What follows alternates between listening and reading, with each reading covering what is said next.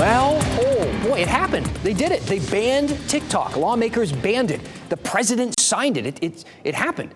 The Chinese company that owns it now, ByteDance, has 9 months to sell it to an American company, or we're all stuck with Reels. Can you believe it? Can you believe this happened? I mean, can you believe our lawmakers actually agreed on something? I mean, these guys disagree on a historic level, passing just 27 bills last year, with one congressman reminding us it was the fewest since the Great Depression, which is kind of depressing. Yet, on the topic of TikTok, they're arm in arm. How sweet. Now, there are people that are mad about this because TikTok is fun and entertaining and educational. People love the content, or they love making money from posting that content. We all like money. But lawmakers on both sides of the aisle say it isn't about the dance trend videos or the podcast clips. It's about China. And they say China is bad.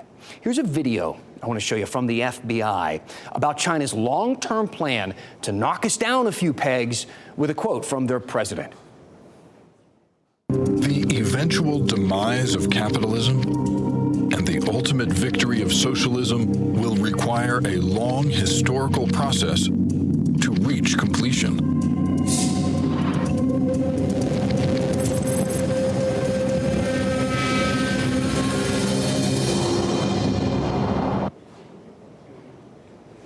The over-the-top, ominous music is right.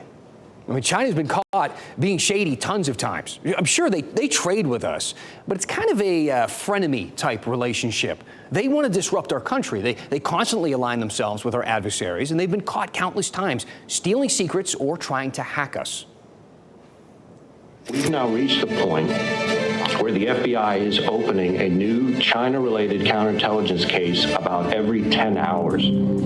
China is engaged in a whole-of-state effort to become the world's only superpower by any means necessary. So there you have it, by any means necessary. And now we know one of those means is TikTok. That's right, the free app from the App Store on your phone, right next to Instagram and Monopoly Go, can apparently be used as a weapon in the struggle for global dominance. And to think I was only using it to find new recipes for bolognese. When you download TikTok, you give them access to a whole lot of information: your name, your age, your email, your phone number, your location. If you buy stuff off of there, you're going to give them your payment information and your address. If you post videos, they can take that biometric information like your face and your voice. They can also see other activity, things that you're doing on websites or keystrokes, your IP address, so much more. And it's not just TikTok. And this is true for all the big dogs, Meta and Snap and Google and X and Apple and all of them. Of course, you knew that already because you read the terms of service, which you need a law degree to fully understand, and are vague enough to give those companies a lot of options for using that data once they actually have it. I asked one of the software engineers here at CBC about it, a guy who has built apps and worked in tech for years. If it's sent over the network, they can do whatever they want with it, whether they put it in the license agreement or not. It's technically possible. Which, again, shouldn't surprise you. I mean, haven't you ever thought, wow, these tech companies are worth billions of dollars and they're giving away their apps for free? Funny how that works, huh? But still, you might say, Dan, who cares what these apps know about me? To which I would say, you sure about that? The U.S. government, look, they're not worried about China sending me targeted ads for Just for Men Touch of Gray. This data is clearly more powerful than what we thought. I mean, look at it this way. More than half of the U.S. is on TikTok. That is data on 170 million American users, spending an average of 55 minutes on TikTok every single day. A Wake Forest law professor told me why that could be such a big problem. If you had information and data points on millions of citizens, you could aggregate that information using technology techniques, using AI. You could determine what sort of things get people's attention, what people's environments look like, what their homes are like. You could do all sorts of things at scale. So, again, this is clearly a power that can be abused, and we don't trust China to have it. But who do you trust? Do you trust big tech in general? Well, there's a lawsuit underway right now claiming all the major social media apps are targeting children, making the apps addictive on purpose and ignoring the harm it's doing to mental health. Meta paid $400 million for violating Europe's child privacy laws there. Google and Twitter, they have paid millions of dollars in fines over mishandling user data. But these companies, they don't deal in millions of dollars. They make billions every single year.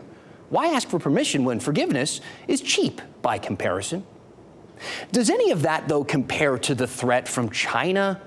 Well, no, of course not.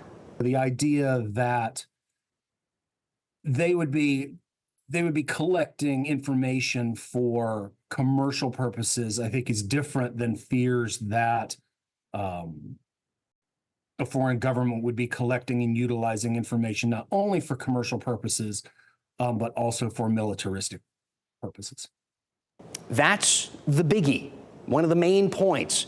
If someone was going to attack the U.S., knowing the location of 170 million Americans with access to their phone cameras and their microphones would be a valuable tool. Militaristic threats are a bigger concern than Alexa reminding me that Prime Day is coming up. But the biggest threat isn't the only threat. I mean, think about politics.